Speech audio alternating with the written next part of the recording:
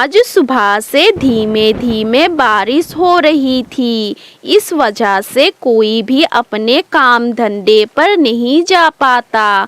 सब अपने अपने घरों में समय बिता रहे थे। तभी समकी के मौसी उनके घर आती है। मौसी जी, आप इतने बारिश में जल्दी से अंदर आओ वरना भीग जाओगे। बेला और घुमती समेली मौसी को देखकर बहुत खुश होती है। अरे बच्चों, मैं आज तुम लोगों के लिए कुछ लेके नहीं आई। बारिश की वजह से खाने पीने की दुकान बंद थी। कोई बात नहीं मौसी, आप आराम से बैठे, मैं आपके लिए गरम गरम चाय बनाती हूँ। समकी चाय बनाने रसोई घर में जाती है, लेकिन वहाँ तो एक भी लकड़ी सूखी नहीं थी। ये लकड़ी तो अब नहीं जलेंगे, मौसी के लिए चाय तो बनानी होगी। ऐसे सोचकर समकी पतीला लेकर कालू और गोरी के घर जाती है। चमकी बहन, तुम पतीला लेकर यहाँ कुछ मांगने आई हो? मैं पहले ही बता देता हूँ, कुछ नहीं मिलेगा। कालू भैया, मैं कुछ लेने नहीं आई, मैं तो आपके गैस चूल्हे में चाय बनाने आई हूँ। मेरे सारे लकड़ियाँ गीला हो गया है।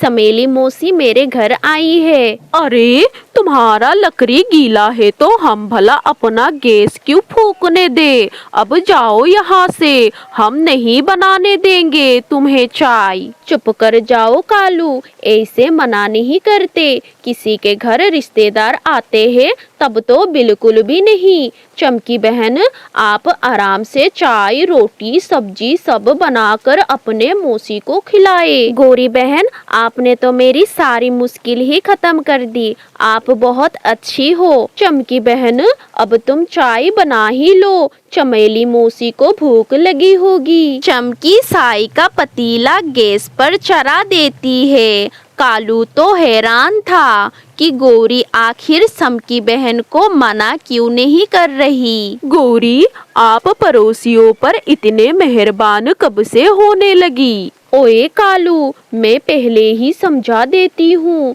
चमकी चाहे कुछ भी बनाए गैस पर, लेकिन आपको टोकना नहीं है। परंतु गोरी, हमारा सिलेंडर तो खत्म होने वाला है, हम खाना कैसे बनाएंगे? यही तो मैं चाहती हूँ, सिलेंडर समकी बहन खाना बनाते समय खत्म हो, ताकि पूरे नया सिलेंडर हम चमकी बहन से भरवा सके। अरे वाह गोरी, मैं तो समझा ही नहीं था। भला आप इतने मेहरबान कब से होने लगी? वो दोनों पति पत्नी ऐसे बातें करके खुश हो रहे थे। समकी ने चाय बना ली थी, वो बस पकोड़ा तल रही थी। अभी कुछ ही पकोड़ा बना पाए थे, तभी गैस चूल्हा अचानक बंद हो जाता है। कालू भैया, जरा देखना, गैस जलते जलते अचानक बंद हो गया है। समकी के आवाज सुनकर वो दोनों खुशी से उछल पड़ते हैं। कालू जी, अब चलो, गैस चूल्हा खत्म हो गए, अच्छा सा ड्रामा करना है हमें। फिर कालू और गोरी तुरंत समकी के पास आती है और वो सीखने लग जाते हैं। हाय चमकी बहन, तुमने तो हमारा गैस ही खत्म कर दी। अब ये सिलेंडर तुम्हें ही भरवाना होगा। हाँ, सिलेंडर तो चमकी बहन ही भरवाएगी, आखिर खत्म भी तो इसी ने ही किया है। नहीं गोरी बहन, मैंने आपकी सारी गैस खत्म नहीं की, बस थोड़े से चाय पकोड़े बनाए थे। भला मैं कैसे भरवा दूं आपके सिलेंडर? देखा गोरी, ये है भलाई का जमाना, और कर लो भलाई चमकी बहन के साथ। चमकी बहन, गैस तो आपको ही भरवानी है, आखिर खत्म भी तो आपने ही किया, चाहे कुछ भी हो जाए। हे भगवान, मैं ये कैसी मुसीबत में फंस गई। इससे तो अच्छा था मैं इनके घर में चाय बनाने कभी नहीं आती। ये तो आने से पहले सोचना था। हमारे 20,000 रुपए निकालो ताकि हम नया सिलेंडर भरवा सके। आखिर हमें भी अपना खाना बनाना है। समकी बहुत दुखी मन से अपने घर आती है और अपने सारे पैसे इकट्ठा करती है। ये तो सिर्फ 8,000 रुपए है, बाकी के 12,000 रुपए कहाँ से लाऊं? कालू और गोरी तो बहुत बुरे हैं, 1 रुपया भी माफ नहीं करेंगे। अरे चमकी बहन, क्या हुआ? जब से आई हो पैसे ही गिने जा रही हो, सब ठीक है ना?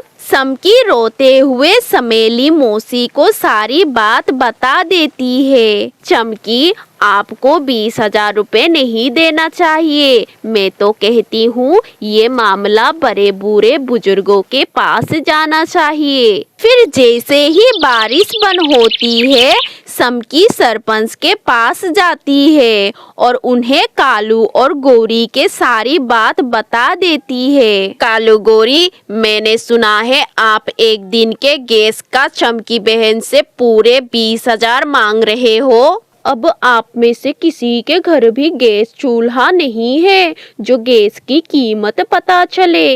इस चमकी बहन ने हमारी पूरी गैस खत्म कर दी है, पैसे तो अब देने ही होंगे। हाँ हाँ, पूछो इसे। जब ये घर आई थी, गैस आंधी की तरह चल रही थी। खाना बनाते बनाते इसी ने ही खत्म कर दी। हमें इंसाफ मिलना चाहिए, हमारे 20,000 रुपये देकर। कालू और गोरी को छोड़कर और किसी के पास गैस चूल्हा नहीं था। वो कालू गोरी का यकीन करते हैं और समकी से पैसे देने की बात करते हैं। चमकी बहन, तुमने गैस खत्म की है, हर्जाना तो देना पड़ेगा। समकी सभी का फैसला सुनकर बहुत दुखी होती है, परंतु फैसला स्वीकार करती है। मेरे पास अभी 8,000 रुपए है, मैं बाकी के पैसे थोड़े थोड़े करके चुका दूंगी। हाँ हाँ, कोई बात नहीं, बाकी के रुपये जल्दी से देना। अब हम चलते हैं। कालू और गोरी खुशी खुशी वहां से चले जाते हैं। ऐसे ही कुछ दिन बीत जाते हैं। अचानक से रमेश चमकी के घर आता है। चमकी बहन, मैं आपसे 2,000 रुपए उधार लेने आया हूँ। दरअसल मेरा सिलेंडर खत्म हो गया है और बारिश में काम भी बंद है, तो इस वजह से हाथ थोड़ा तंग है। समकी रमेश की बात सुनकर चौंक जाती है। रमेश भैया, आपके घर में भी गैस सिलेंडर है क्या? हाँ चमकी बहन, मेरी पत्नी रजनी बहुत जिद की, बारिश में चूल्हे पर खाना नहीं बनाएगी, तो इस बार मुझे गैस सिलेंडर लेना ही पड़ा। समकी को रमेश के घर गैस चूल्हा होने पर थोड़ा तसल्ली मिलती है। वो सारी बातें रमेश को बताती है। क्या कहा चमकी बहन? कालू गोरी ने एक दिन का गैस सिलेंडर का 20,000 रुपया लिया है। मैं ये अन्याय नहीं होने दूंगा। तुम कल फिर से पंचायत जोड़ लो। रमेश की बात मानकर समकी ठीक ऐसा ही करती है। वो अगले दिन पंचायत जोड़ लेती है और समकी की तरफ से रमेश बात करता है। कालू गोरी, आपको चमकी बहन के पैसे वापस देने होंगे। ऐसे कैसे वापस करे? चमकी बहन ने हमारी गैस खत्म कर दी थी, उसी के पैसे लिए हमने, फ्री के नहीं लिए। गोरी, चमकी बहन ने एक दिन में जितना भी खाना बनाया था, आप मुझे सब बताए। गोरी कुछ नहीं बोलती। तभी सरपंच सवाल करते हैं। हाँ गोरी, अब सब कुछ सच बताओ। हाँ, चाय और पकोड़े बनाए थे चमकी बहन ने, वो भी ढेर सारे। कालू की बात सुनते ही रमेश झट से बोलता है। सभी भाइयों और बहनों, ध्यान से सुनो। उस दिन जो फैसला हुआ था वो गलत था। मेरे घर भी गैस चूल्हा है और सिलेंडर 2,000 में भरता है,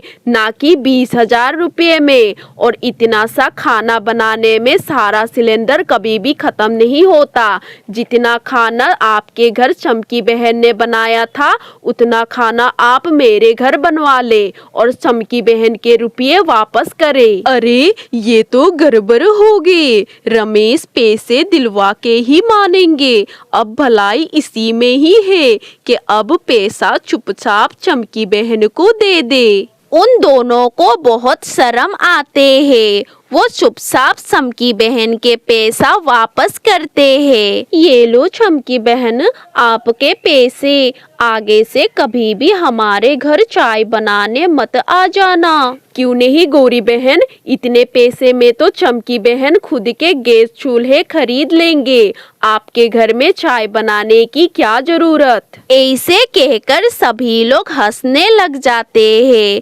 कालू और गौरी तो चुपचाप वहां से भाग जाते हैं।